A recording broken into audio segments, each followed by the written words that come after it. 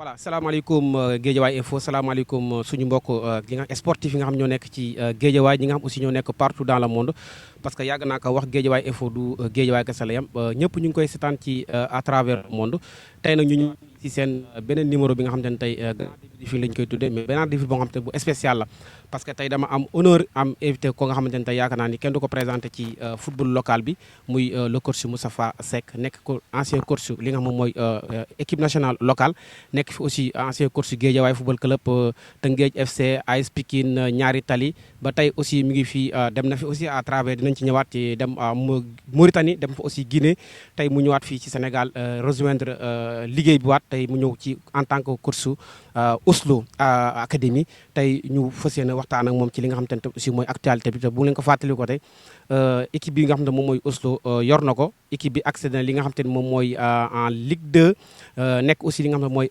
champion li nga xam ne mooy ci national 1 bi tey moom la ñu nar a fas yéene waxtaan ak moom tey mu may ma ko nag wax dëgg yàlla tey newoon na lu xaw a compliqué aussi parce que tamit ak temps bi nga xamante ni temps bu gàtt bi tamit ñëpp a koy sollicité tey mu ñëw may ñu Guédiawaye Info donc loolu duñ def lu di ko ci remercier coach ñu bàyyi ko mu nuyu après ñu ñëw ci waxtaan bi coach Seck ñu ngi lay nuyu bu baax.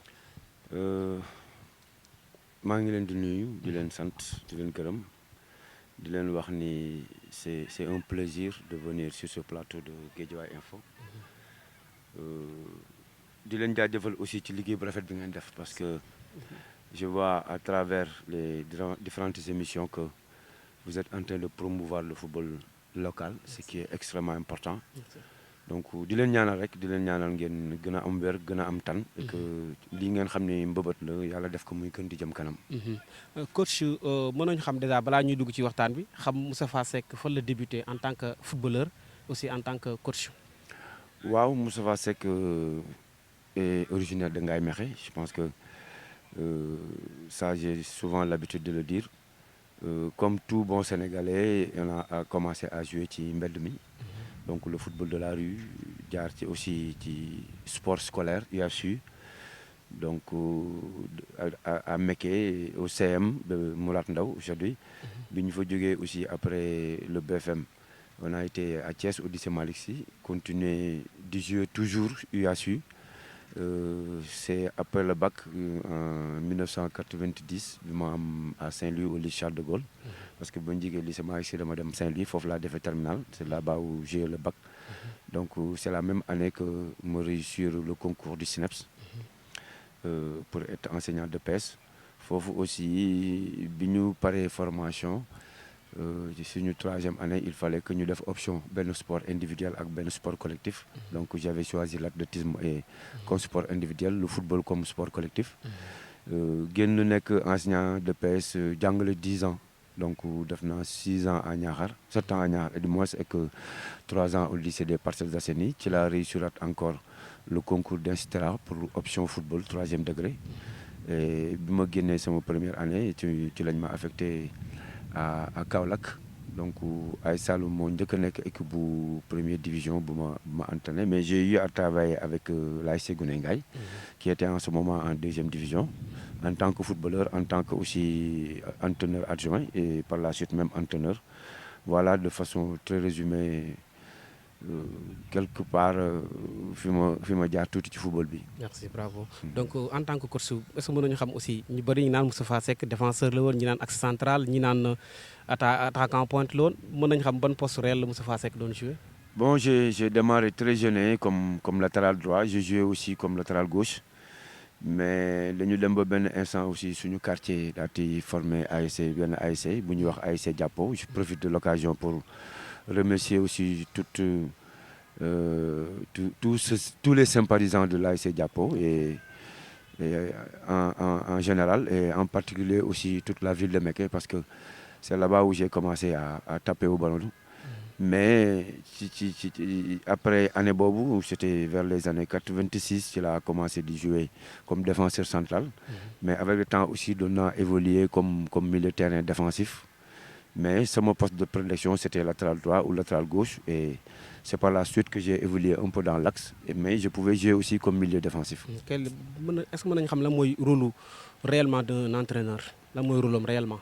Une question très pertinente parce que aussi football moderne dafay gën a jox beaucoup plus de prérogatives ci entraîneur bi parce que aujourd'hui les gens parlent de coach team par contre aussi d'autres parlent de team manager à l'image de Arsène Wenger Alex Ferguson Manchester United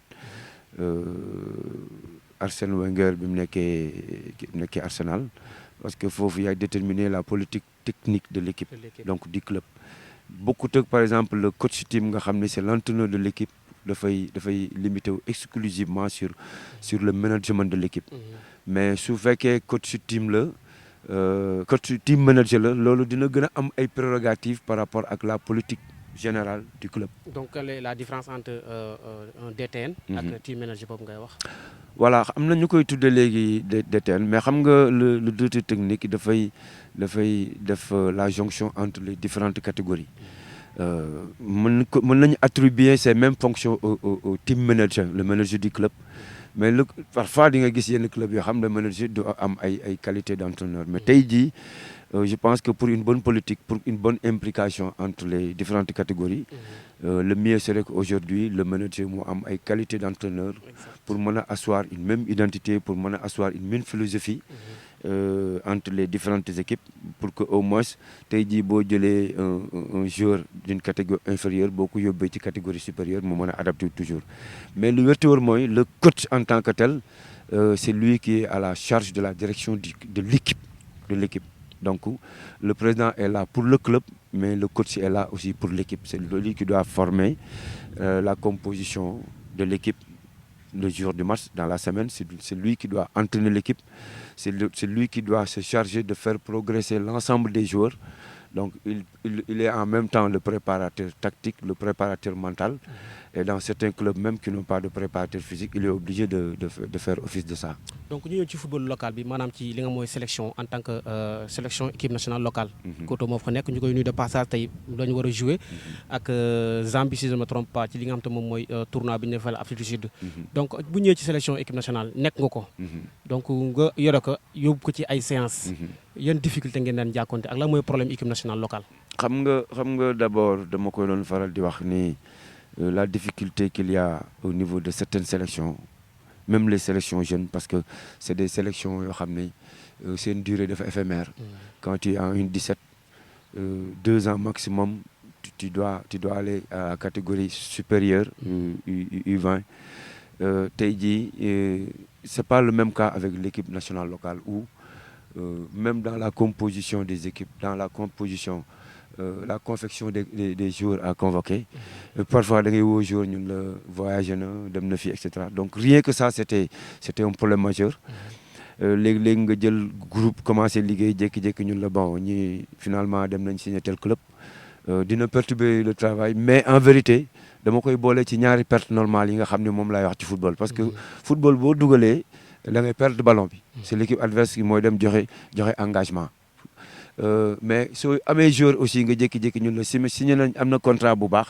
je pense que ça aussi c'est une perte normale c'est une difficulté mais comme ni ñu ko wax rek moment bi nga xam ne nekk nga fa bàyyil sa waar def li nga war a def parce que aussi même bu doon benn séance sax tu dois pouvoir faire progresser le footballeur mu jàng ci yow jàng ci staff bi nga yore jàng aussi ci ay moromam yi mu nekk noonu en ce moment parce que avoir un statut d'international c'est déjà une très bonne chose mais jouer des matchs c'est encore mieux dina permettre nga am une expérience internationale mais quoi qu'on puisse dire cette sélection difficile na pour gérer ko et je pense déjà à Serigne Saliou qui était là-bas à Koto qui vient tout juste de prendre cette sélection mais tout compte fait on est obligé de travailler avec de faire avec et surtout faire progresser davantage les joueurs. ñu gis benn constat mooy que ni est-ce que yaakaar naa ni tam daan nga ko jànkonteel mooy nga defal sa équipe nationale du woote am na yenn certains présidents club yoo xam dañuy préférer téye seen i joueurs parce que championnat fi mu toll comme actuellement nii ku ci mel ne Teungueth FC dañu préférer ñu ne seen i joueurs du leen bàyyi ñu dem ak ñeneen yow période boobu naka nga daan gérer en tant que coach. Bon moi je prenais le soin d'appeler presque beaucoup d'entraîneurs parce que aussi il va falloir que ñun entraîneurs ñu wóolu les sélectionneurs nationaux ñu jox leen confiance xam ni s'ils quittent leur club pour dem ci sélection yooyu demuñu foofu pour def rugby defuñu foofu pour def une autre discipline autre que le football et moi je me rappelle très bien on préparait les joueurs à telle enseigne que dans la semaine bu ñuy delloo joueurs yi seen club yi Peut-être que c'est sur le plan tactique seulement lañ dul participer ci seen entraînement yi, mais on les préparait à tous les niveaux. Même bu ñu leen di libérer sax, on leur faisait faire la dernière séance un travail de vitesse de réaction, un travail de vitesse de réaction neurologique pour leur permettre que bu ñu demee au moins qu'ils soient au top avec leur club. Mais aujourd'hui il y a une réglementation. Je pense que quand on sélectionne un joueur demul, ça peut avoir des sanctions, ça peut avoir... Est-ce que aussi période bi ñu koy defee parce que tey ku ci xam Tëngéej xam ne mi ngi viser li nga xam mooy championnat bi mu dese ko 3 journées mu nekk champion ak ñi nga xam te aussi ñi ngi bëgg a wàcc ñooñu aussi est-ce que tamit normal la ñu bàyyi seen i jours ñu dem ci benn sélection bi nga xam te ne tey mën nañu du compétition kii quoi boo xam te ni FIFA moo ko wala lu xam du obligation maanaam tournoi la rek est-ce que tamit période boobu aussi mën nga ci bàyyi ces jours ñu dem yow en tant que coach club. C'est difficile, je comprends très bien les inquiétudes des présidents de club et de certains entraîneurs. C'est vrai que la période est assez cruciale, xaw na compliqué, mais par moment aussi, si on doit mettre au devant de la scène, ça doit être la nation. Maintenant, on se pose parfois la question, est-ce que compétition bi ñu dem nii c'est une priorité par rapport à certains joueurs?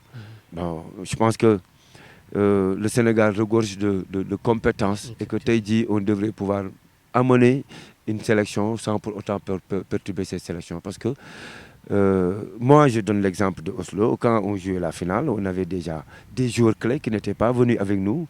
Je parle de Edgar qui n'était pas là, qui est parti en voyage, de Ali qui est blessé, du capitaine Mansour Seck qui est blessé, mais qui est venu faire le déplacement avec nous. Donc les clubs aussi doivent être assez outillés, doivent avoir un effectif qui leur permet de parer à toutes ces éventualités. Donc yow naka nga daan defee say sélection maanaam boo doon woo jour bi équipe nationale da nga ko daan seetaan muy jouer wala da nga daan dégg parce que sélection bi ñu def nii ñu bëri ñu ngi koy critiquer bu koto bi vu que ni am na ñoo xam te woo nañ leen te mosu ñoo jouer ñii benn match lañu am yow en tant que coach équipe nationale locale bi nga nekkoon naka nga daan defee say sélection da nga daan visionner wala dañ la daan wax. Bon, déjà, on avait un staff. Ensuite, moi, j'étais très open, très ouvert. Je disais toujours aux entraîneurs, n'attendez pas que je vous demande. Si vous pensez que dans votre club, il y a un joueur qui doit pouvoir intégrer la sélection, faites-moi signe, même si on l'appelle pour 2-3 jours le voir. Parce qu'il y a beaucoup de facteurs qui entrent en ligne de compte dans la sélection d'un footballeur. Ce n'est pas seulement le talent. Mais aujourd'hui, est-ce qu'il va être... quelqu'un qui pourrait s'adapter par rapport au groupe et sa polyvalence aussi, si c'est un joueur qui peut jouer à plusieurs postes, son caractère, son tempérament aussi. Donc tout ça, c'est des facteurs, des critères qui entrent en ligne de compte. Mais c'est une sélection nationale. Ce sont mes collaborateurs qui les ont vus jouer, mais moi aussi je regarde le championnat, donc je connais aussi bien les entraîneurs que les joueurs. Mais il n'est pas dit que suñu vision lu mu yaatu aussi, je pense que suñ ci associé tous les entraîneurs, ce serait bénéfique. Ça me permettait d'avoir une vision plus large par rapport à tous les joueurs qui étaient sélectionnables. Donc fédération bi génn benn affaire bi nga xam te yaakaar naa concerne les entraîneurs maanaam tey amatoo droit de cumuler les deux fonctions nga nekk entraîneur football local bi en même temps aussi nga yor équipe nationale, donc da ngay choisir naka nga gisee loolu nga xam te moom la ñu wax. Moi je pense que entraîner c'est entraîner, que l'on soit dans un club, que l'on soit dans une sélection, c'est du pareil au même. Il est vrai, cumuler, c'est extrêmement difficile. D'autant plus qu'à un moment donné, tu quittes ton club pour aller répondre à la nation, parce que c'est la sélection nationale. Si ton staff n'est pas assez outillé, n'est pas assez fourni pour sa absence, là, c'est extrêmement difficile. Et je me rappelle, quand je devais aller en regroupement avec l'équipe nationale locale, la dernière année, à un moment donné, j'ai décliné certains clubs parce que je savais que ça allait être difficile d'être dans un club et d'être en même temps au niveau de la sélection nationale. Mais si la fédération a pris cette décision, c'est une décision très courageuse, très sage. Maintenant, osons dire la vérité. Le véritable problème reste là, peut-être la motivation, parce qu'il y a certains entraîneurs, s'ils pensent qu'ils vont être mieux motivés, parce que aussi c'est leur travail, c'est leur boulot, c'est leur gagne-pain, s'ils pensent qu'ils seront plus motivés au niveau des clubs qu'au niveau de la sélection nationale, là je pense qu'il n'y a même pas un choix à faire, ils vont rester dans les clubs. Bien sûr. Nous avons aussi un phénomène, maanaam ci côté entraîneur toujours. Nous avons ne saison bi sax lu mu dee dàq nañ wala mën nañ limogé nañ 6 à 7 entraîneurs avant championnat bi di jeex naka nga gisee loolu problème entraîneur la wala problème dirigeant lañ am. C'est un tout, hein, parce que les responsabilités sont toujours engagées, sont toujours partagées, je voulais dire. Parce que autant les résultats ne sont pas seulement au plan technique, au plan tactique, etc. Mais ça peut être au plan organisationnel. Et quand on parle à ce niveau, je pense que l'entraîneur n'est pas garant de tout ce qui est organisation au niveau du club. Je pense que c'est tout ce qui gravite autour. Chacun a une parcelle à gérer, un rôle à jouer. Et si les conditions ne sont pas réunies, je pense que généralement, c'est l'entraîneur qui paie le pot cassé. Mais s'il y a une bonne organisation, et ne pas avoir des résultats uniquement sur le plan sportif ne signifie pas que on n'est pas en train de faire un bon travail. Parce que tout dépend aussi de la manière dont les objectifs sont planifiés, dont les objectifs sont fixés. Parce que mauvais résultat, ça ne devrait pas être tout simplement la responsabilité de l'entraîneur et ça ne devrait pas être toujours un motif de limogeage ou bien de séparation. Effectivement. Donc, nous sommes à Oslo. Donc, depuis quand vous avez commencé à négocier avec Youssouf Fall? Parce que d'après les informations, depuis 2013, vous avez commencé à discuter à Oslo. C'est vrai ou pas? C'est juste pour dire la vérité. Donc, pourquoi depuis ce temps aussi, vous avez duré intégré au Oslo, période où vous avez fait? Non, je n'étais pas là-bas en temps plein, mais je profite de l'occasion pour féliciter le président Youssouf Fall, qui a une vision très claire par rapport au management de son club. En 2013, j'avais observé une année sabbatique. Donc, c'est avant de m'engager avec Guédiawaye, c'est la transition qu'il y a eu entre mon passage à Pikine et Guédiawaye, parce que aussi par moments c'est extrêmement éreintant, c'est extrêmement difficile. Que cette année j'avais senti la nécessité de me reposer. Il m'avait contacté, mais j'avais pensé peut-être l'assister, parce que je ne pouvais pas venir travailler le club, et je l'avais même proposé un de mes collaborateurs, Ibrahim Régine Diouf, qui a été l'entraîneur. Mais à la fin de la saison, je m'étais rendu compte qu'il fallait quand même ne pas se précipiter. Je l'avais conseillé d'éliminer l'équipe première, les seniors, mais de travailler sur une durée de 2 à 3 ans avec les plus jeunes. Quand ces jeunes-là grandiront, je pense qu'ils pourraient former l'équipe première. C'est vrai qu'il ne peut pas y manquer de déperdition, mais je pense qu'il a su m'écouter, les conseils. Et j'assiste aux entraînements, même au niveau des autres catégories. Au moment où je te parle, si je quitte, je dois aller au stade Imam Boy pour suivre les juniors qui ont match. Donc l'équipe a grandi. Quand il devait aller à Tamba aussi pour jouer la finale de la Nationale 2, ce jour-là, il m'avait invité. Nous avons dîné ensemble. J'ai parlé avec certains joueurs, avec l'entraîneur Arbi Kamara, que je salue au passage, et tous les collaborateurs. Bon, je ne veux pas me répéter, mais j'ai été très bien accueilli. Et on a eu une collaboration saine. Donc, juste pour dire encore que la collaboration avec le président Youssouf Fall date de longtemps, même si ça n'a pas été directement, mais il m'a toujours demandé conseil. Je lui ai toujours donné mon point de vue par rapport au management de son club.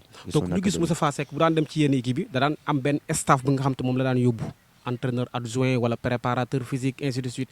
ñu gis nga ñëw Oslo ak temps mën nañ ci période yi sax bi nga nekkee Sonacos di dañ ci ñëwaat après te Moustapha Seck moom kese mooy dem lan moo waral loolu te dañ la gis nga ànd ak benn staff di liggéey ñoom. À la Sonacos, j'avais mon staff, j'avais un entraîneur des gardiens à la personne de Bassirou Dieng, qui est aujourd'hui avec Abba Talib au niveau du port. J'avais Vieba, donc son vrai nom c'est Amadou Ba. Il y a deux Vieba, l'un est de Mbour, l'autre qui est l'entraîneur de Dara, l'autre il a été l'entraîneur du Saloum. Donc c'est lui qui était mon collaborateur à la Sonacos. Mais malheureusement, sa situation administrative ne pouvait pas le permettre de venir travailler avec moi. Ici, ajoute à cela aussi, j'ai trouvé ici un staff qui était déjà en place. Je pense qui avait fait un bon travail à la personne de Yaya, Arbi, Ndoye, plus maintenant les entraîneurs qui sont au niveau des autres catégories. Il y a il y a Fall Anne, il y a Alimal, il y a... Bon, tu comprends ce que je veux dire. Je ne peux pas tous les citer. Il y a Lam, etc., etc. Donc, c'est des gens qui ont eu à faire un bon travail parce que si vous avez remarqué au niveau de Oslo, très souvent des joueurs des catégories jeunes sont invités au niveau des catégories supérieures pour travailler, pour s'imprégner davantage par rapport à ce qui se fait au niveau de ces catégories. Coach, nga joué 22 matchs ci championnat bi am li nga xam mooy 14 victoires 6 matchs nuls 2 matchs nga perdre marqué 35 buts daal di encaisse 12 buts nga perte li nga xam te moom mooy coupe du Sénégal bi benn nga gagné benn bi AS Pikine gagné la nga ñëw aussi li nga xam te ne moom mooy finale coupe nationale bi nga gagné ko mën nga ñu wax tuuti ci sa bilan boobu noonu est-ce que aussi l'objectif de coach bi nga xam te ne avant nga yor équipe bi li ñu la tegoon comme objectif est-ce que atteindre nga ko. Oui, bon, atteindre c'est un peu trop dire, mais moi je pense que d'abord nous sommes là parce que on s'était engagé pour une saison, non pas pour une seule compétition. Mais dans la vie aussi, il faut une stratégie dans la planification de tes objectifs. Oslo Academy amna fu mu joggé président bi yakamtewul à le voir travailler, tu sens nettement que le président Youssouf Fall n'est pas pressé. D'abord c'est une académie et qui dit académie parle d'abord de préformation, de formation des joueurs pour que nous ayons une qualité footballeur. Et quand je parle de qualité de footballeur, c'est d'avoir une bonne technique individuelle qu'il faut mettre au service du collectif. C'est d'être discipliné à tous les niveaux. C'est de pouvoir s'adapter dans n'importe quel club du monde. C'est d'avoir quand même des qualités au plan psychologique, au plan physique, au plan tactique et au plan technique. Voilà, en somme, les objectifs qu'une académie doit se fixer, mais aussi préparer le jeune, le footballeur, pour qu'il ait un plan de carrière bien défini, parce que dans la vie, il faut savoir définir là où on va aller. Si on sait là d'où l'on vient, je pense que si on se donne les moyens d'aller là où on veut partir, je pense qu'avec l'aide de Dieu, on peut y aller. Mais tout compte fait, l'objectif a été très, très clair. C'est d'abord rehausser le niveau des footballeurs, mettre en place une direction technique forte avec beaucoup de collaboration et au finish, que le club monte en Ligue 2. On s'était engagé pour les autres compétitions, la Coupe du Sénégal. Malheureusement, on a été éliminé. Là où je suis, que le pénalty a été tiré. Et je reste encore sur ma faim. Il y avait de la place, on pouvait aller très loin. Bon, tout compte fait, on accepte cette défaite. Mais il y a beaucoup de regrets contre l'AS Pikine parce qu'il y avait encore de la place. On pouvait aller très loin dans cette compétition. Bi ñëwee ci match AS Pikine parce que dañu gis benn bi nga xam te ni coach def na ko lu ñu mësul gis coach dugg si biir terrain bi ñu sifflé penalty bi lan moo waraloon ces réactions boobu noonu. Oui, je connais les joueurs et avec le comportement de l'arbitre, je ne voulais pas qu'il ait un comportement indiscipliné devant l'arbitre. Parce que moi, je crois une chose, quand on démarre un match à 11, on doit tout faire pour terminer à 11. Et que vu la réaction des joueurs et la décision qui a été prise, il n'est pas dit que j'étais l'entraîneur. J'ai regardé encore le but, le penalty. Et jusqu'au moment où je vous parle, je ne suis pas d'accord. Bon, quand on me dit que l'arbitre même, on a eu à déprogrammer les matchs à Mboro parce que parfois les ASC de Neuilly refusaient que cet arbitre-là officie leur match. Donc ça veut tout dire. Mais de toute façon, ça pouvait être de notre côté, comme ça pouvait être aussi de l'autre côté. Mais c'est mal tombé ce jour-là. Mais quoi qu'on puisse dire, parfois c'est un peu difficile de travailler pendant toute une saison et qu'une décision arbitrale gâche tout. C'est un peu difficile. Je pense que la FIFA a bien compris ça. Pourquoi on a introduit la vidéo dans le football, la VAR. Je pense que c'est pour éliminer ces injustices. Donc nous avons début championnat bi 3 premiers matchs Oslo dafa am ay difficultés ñu gis ko ñu constaté ko ñu jékki-jékki gis beneen Oslo ban liggéey nga def foofu ak fan nga yaakaar ne foofu la déclic bi commencé. Non, on n'a jamais douté, même avec ce début à l'Allemagne. On s'était dit que on joue une compétition et un championnat c'est une compétition marathon. Il y a de l'endurance. Donc est-ce qu'il faut démarrer mal et terminer très bien ou bien est-ce qu'il va falloir démarrer très bien et terminer mal? L'idéal, c'est de commencer, débuter très bien et de terminer très bien. Mais dans ce championnat, c'est extrêmement difficile. Il y aura toujours des moments, des hauts et des bas. Mais nous avons bien planifié le championnat, la phase aller et la phase retour. Il y a des calculs qui ont été faits. Malgré ce début difficile, je pense que si vous demandez aux joueurs, si vous demandez aux collaborateurs, donc on s'était fixé des objectifs intermédiaires par rapport au championnat qui a été bien planifié. Bon, je ne vais pas entrer dans les détails parce que aussi ça, ce sont les secrets du club.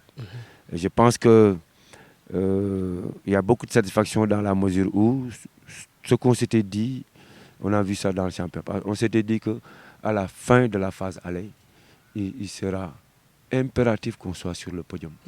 Et je pense que ça a été réussi. Maintenant, les autres calculs, ça, c'est le club, c'est le staff technique. Ensemble, nous avons discuté. On s'est mis autour d'une table, discuter. Voilà ce qu'on va faire à telle période, à telle période. Et je pense que ça nous a réussi. mu amoon ñaari ñoo xamante ni say concurrent direct lañu woon ku ci mel ne kii nga moom mooy GIA terminé deuxième nga rawee ko 4 points ak ki nga moom mooy Assur mu metti woon trop ñi naan Assur mën na yéeg GIA mën na yéeg ak Oslo mën na yéeg finalement nga yéeg naka nga doon gérer maanaam match à distance yooyu entre yow ak ki nga moom mooy GIA parce que moom moo nekkoon sa poursuite direct. Bon, vous savez, moi, ça va peut-être surprendre, mais moi, je me suis toujours dit que nous sommes 12 dans la poule. Et que toutes les 12 équipes, tous les 12 clubs étaient des concurrents. Parce que nous étions 12 et que toutes les équipes, tous ces clubs voulaient monter. Même si les objectifs ne sont pas les mêmes, parce que je ne sais pas ce qui a été dit dans les autres clubs, mais les compteurs étaient à 0 au départ. Mais moi, ce qui nous intéressait, c'est le match de la semaine. Donc c'était l'adversaire du jour qui nous intéressait. Quand on devait jouer contre Assur, c'était Assur notre concurrent, c'était Assur notre adversaire du jour. Jamais on ne s'est focalisé sur les autres adversaires, sur les autres matchs. Franchement, ce qui nous a intéressé le plus, pour ne pas être dispersés, c'était de nous concentrer sur le match de la semaine. Donc, l'équipe bi accédé en Ligue 2, est-ce que dañuy xaar voilà, est-ce que parce que ñu bari ñu ngi posé na Moustapha Seck d'habitude bu yoré équipe bi yégal ko peut-être dina day arrêter demaat seeti beneen équipe pour mën a demaat yégalaat beneen équipe est-ce que tey mën nañ attendre tey Moustapha Seck continuer ak Oslo ci projet bi. Non, mais les gens devaient se poser des questions. Moustapha Seck bonne équipe non et puis bu ñu jël Moustapha Seck ni bu yégalee équipe non c'est-à-dire dañ naan Moustapha Seck bu nekkee ci équipe boobu yegg. Parce que aussi il ne faudrait pas que l'on m'attribue man personnellement et seulement le travail d'un collectif qui a été fait. Aujourd'hui Oslo jékkul jékk rek dem Ligue 2. Oslo régional la jógee régional dem national 2 jógee national 2 ñëw national 1. Aujourd'hui, sous demain Ligue 2, je pense qu'il ne faudrait pas que les gens occultent ou bien oublient tout ce travail qui a été fait en amont. Les joueurs qui étaient avec nous cette année, Oslo. Il y a un très bon travail qui a été fait avant que je n'arrive. Ensuite, l'année limoy Moustapha Seck est-ce que day tok Oslo, est-ce que day tok d'habitude bu nekké ci équipe bu club bobu yégué day dem. Non, il faut que peut-être les gens sachent qu'est-ce qui fait que peut-être bu ma nekkee ci club lu mën maa dema sama bopp. Moi, est-ce que quand j'étais à Guédiawaye, est-ce que je n'étais pas limogé? Bon, de toute façon, bon, ça je le dis en blaguant. Je ne quitte jamais un club. Non, je ne quitte jamais un club.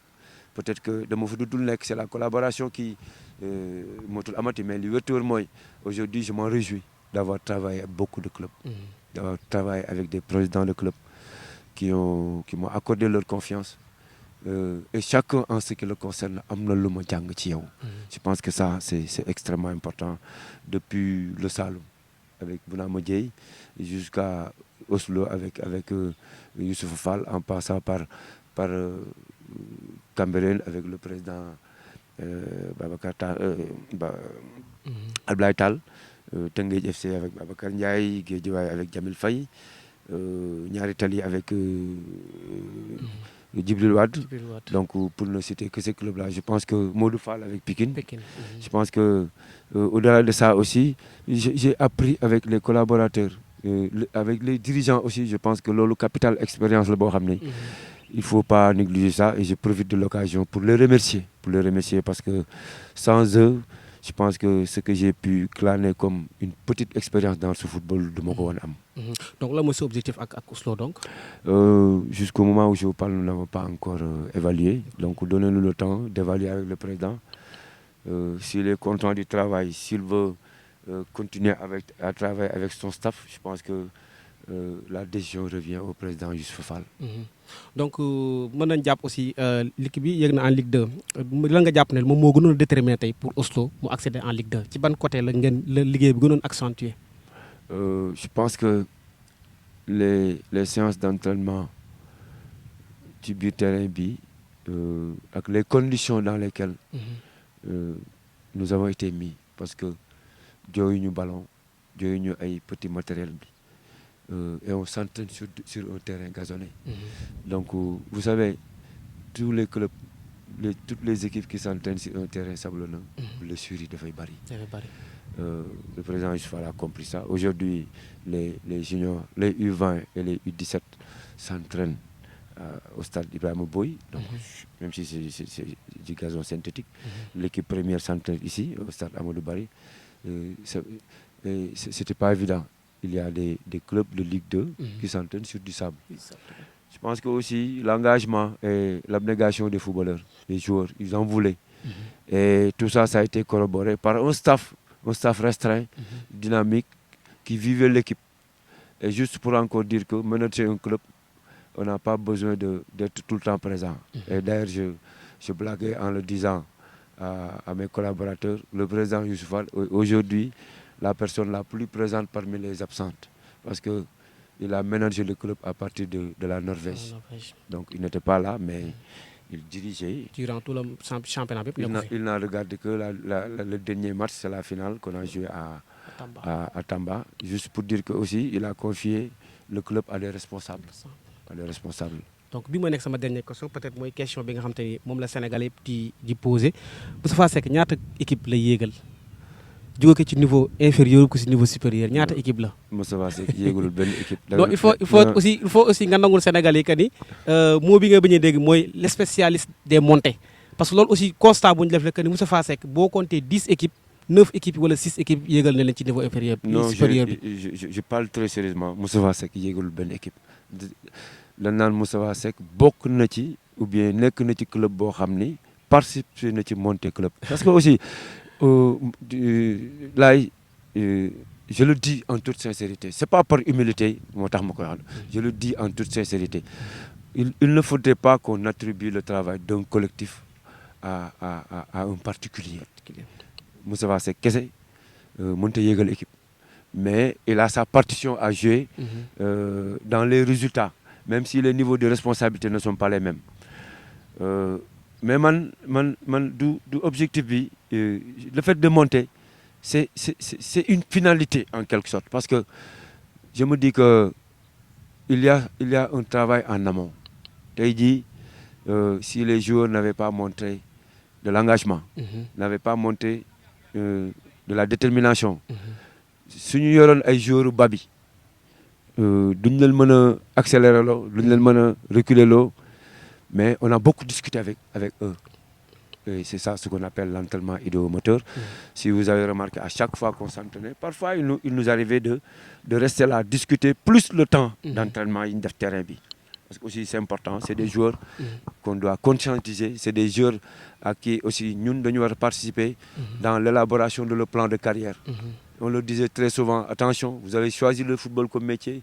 Il n'y a plus rien, aucun autre métier que vous pouvez faire actuellement. Et votre corps restera votre outil de travail. Donc, d'un corps à juste pour dire encore que Moustapha Seck a participé à monter équipe, mais ce n'est pas lui seulement qui est l'artisan le seul artisan. Ensuite, je le disais tout à l'heure, la montée, c'est la finalité. Mais tey jii si le club était en Ligue 1 ñu jël position bi ñu jël ni les gens n'allaient pas parler de montée, les gens allaient parler de champion. Le champion. Donc juste pour dire que il ne faut pas occulter ce travail en amont qui a été effectué. Donc je veux dire, monter, ça sous-entend une constance, une permanence dans les résultats, dans le travail.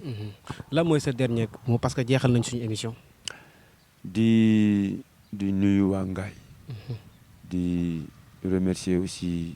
Digoon nga ma fi dalu Ngaye nag. loolu du dara. bi mu fi yàlla bàyyi jàmm di nga sol dalu Ngaye. Incha allah di nga ko sol solaat. Donc di remercier ma famille. Je pense que football nekk na lu fiir. Football surtout club moo raw jabar day dem ba dootoo am temps consacré ko ta famille. Mais ma famille, je pense que c'est une famille de sportifs aussi, comprendre nañ ma. Donc je les remercie encore pour le soutien permanent. Rien qu'hier, j'ai reçu des encouragements, des félicitations de leur part, mais du lu ma bett ci ñoom. Je profite aussi de l'occasion pour remercier toute la population de Ngaye Mékhé et particulièrement mon ASC, l'ASC Jàppo de Ngaye Djité, mes amis, donc le président Youssouf Fall, les clubs avec qui j'ai eu à travailler avec eux, tous les présidents, les sympathisants, les footballeurs aussi, qui ont montré vraiment une adhésion par rapport à notre philosophie, par rapport à notre conviction.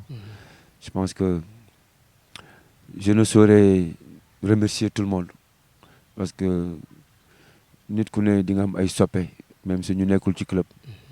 Kaolack, là où je suis passé, maa ngi sant ñëpp daal. di leen sant yéen aussi parce que mon passage à Guédiawaye a été un tournant dans ma carrière d'entraîneur.